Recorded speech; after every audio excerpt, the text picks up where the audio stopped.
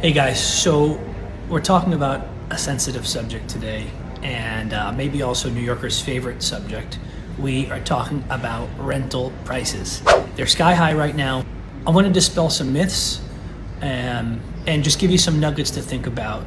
Rental prices is what drives the market here is super complex, so we can't dig into everything too much, but I'd hope you walk away with just a few things to think about when you're looking at your lease re-signing this year. January 2023, 2 bedrooms, average price is $4,200. That's up like 23% from a year before. 1 bedrooms, $3,700, up 17% from a year before. Both of those are up almost $1,000 each from 5 years before. So rental prices are astronomical. And here's an anecdote about that. I helped a couple buy a 2-bedroom in Midtown East. We rented it out for $4,700. Fast forward to 2022, that came back on the market. It rented for $5,500. Now, aside from the price, the main noticeable difference from my side as the listing agent was who was coming to see it. The first time around, it was usually 2 single people looking to share or a couple. This time around, it was almost exclusively all 3 people looking to convert the living room into a 3rd bedroom. So what does that tell us? Rental prices have gone up. People's incomes didn't keep up with it. What's driving it? People would say supply and demand, landlord greed. So let's talk about the greed piece first of all. In a free market, if there's a landlord making $2,000 per unit per month on a building, a developer is going to say, hey, I'm okay with making $1,800 a month. I'm going to build a competing building across the street from you, and that would help drive prices down.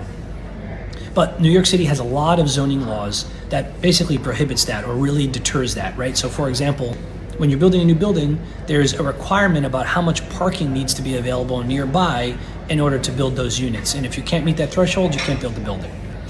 Then there's this topic called rent burden that city planners use when thinking about how much housing a city needs. And I'll spare you all the jargon, but the point is there's programs like Where We Live that was started by the de Blasio administration, and it's still being rolled out, where they are looking to spur a lot more middle-income housing, but they're ignoring that kind of top-line number about how many units overall New York City needs, regardless of income level.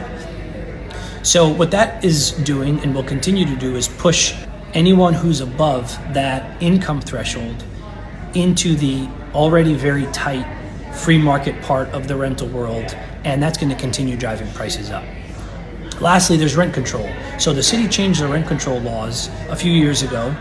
They're very desirable, so people don't leave them often. But when they do, landlords are disincentivized to fix them up and get them back on the market. So as of October, there was over 60,000 vacant rent-controlled units in New York City. Those are 60,000 households that could be in those units, and that would take some of the pressure off of the rest of the city, but they're forced into whatever it is, whether it's the free market or the middle income portion of it. The Manhattan Institute actually gave a very thorough breakdown of most of these points, and if you're really interested in the topic, I suggest you read it. You can also write me, and I'd be happy to speak about it individually and give you a little bit more insight. But the point is, it's a lot more than landlord greed. So I hope this was helpful. I hope it gave you some food for thought.